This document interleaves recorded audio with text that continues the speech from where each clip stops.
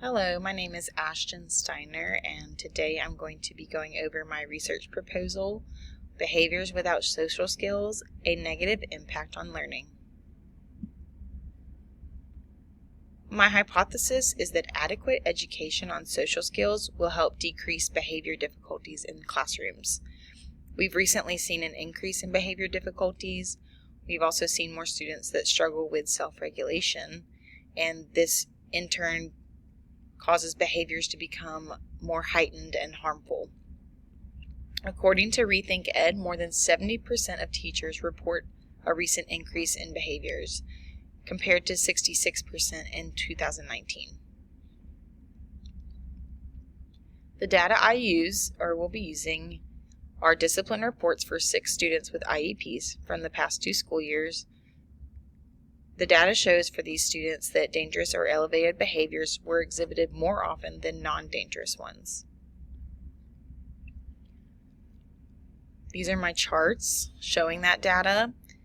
Intensive behaviors include physical aggression, property destruction, elopement, profanity, and threats. That made up 79% of the referrals. That leaves only 20.7% of those to be referrals for defiance or disobedience. These charts just go to show that the heightened behaviors are more prevalent than just regular disruptive behaviors. The data that's been collected from these discipline reports are from Spanish Fort Elementary. They indicate a high number of aggressive and intense behaviors. My study will focus on the data collected on the behaviors and the effectiveness of explicit teachers' teaching of social skills and self-regulation strategies. The plan is to use 2 curriculums to teach these skills. The sample is students at Spanish Fort Elementary with IEPs.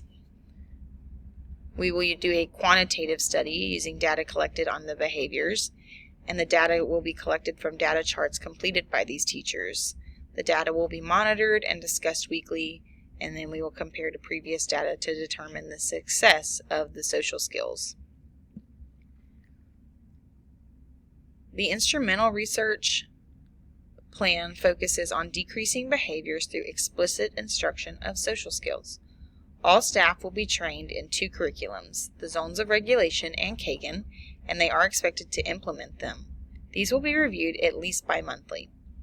Teachers will receive a specific time during the day to teach the skills for a minimum of 20 minutes. Behavior charts will also be reviewed weekly. Instrumentation. Data will be collected through daily behavior charts.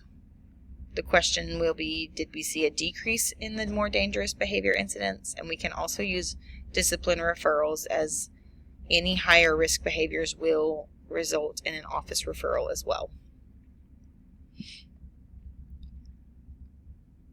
This will require collaboration. The administration will provide training for all the staff.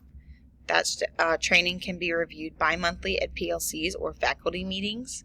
The staff can discuss what's effective and what's not effective. They can share their ideas and what they're doing to implement social skills lessons. And the special education staff will collaborate with the general education staff. This will help teachers have a better understanding of a student's IEPs and behaviors.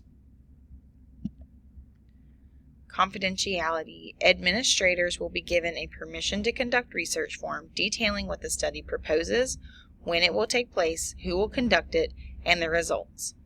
Teachers involved will meet to discuss confidentiality and avoid sharing students' information. Specific IEP information will not be disclosed, as this is a breach of confidentiality. The procedures. By following these steps, this study will determine if students have improved social skills, have a better understanding of their emotions, and have improved in the ability to self-regulate. They will then be able to better function in the classroom and be more successful academically. The procedures will be that we will require the staff be properly trained in both curriculums at the start of the school year. Kagan structures and zones of regulation will be reviewed at least bi-monthly during PLCs or faculty meetings. We will plan a time for teachers to use both curriculums each day. The social skills will be explicitly taught to students for a minimum of 20 minutes daily. And then behavior charts will be reviewed weekly with teachers. Our best practices. Teachers are adequately trained in both curriculums. The program should be used daily and school-wide. Teachers should fill out daily behavior charts, and staff should meet bi-monthly to collaborate. Validity and population. The population for this study is the students who have major behavior deficits and difficulties and have an individualized education program. They range from kindergarten to second grade and attend Spanish for elementary school. These students all have higher behavioral needs that impact their learning, and they have received multiple discipline referrals in the past, and majority of those have been for elevated behaviors. The dependent variable is the measurable change in escalated dangerous behaviors in the classroom. The independent variable is the use of intentional teaching of social skills using curriculum-based methods.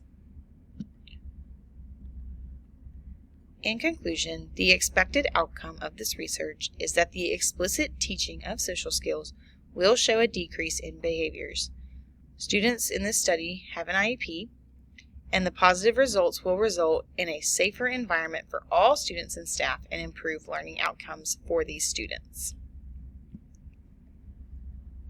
When reflecting on this, I thought if I could change my original plan, I would include more explicit instructions for teachers to send their students to a cool-down area to ensure that social skills are reinforced and likely decreasing the chance of a destructive behavior. I would also look into some other curriculums just to ensure that I find the best resources to implement.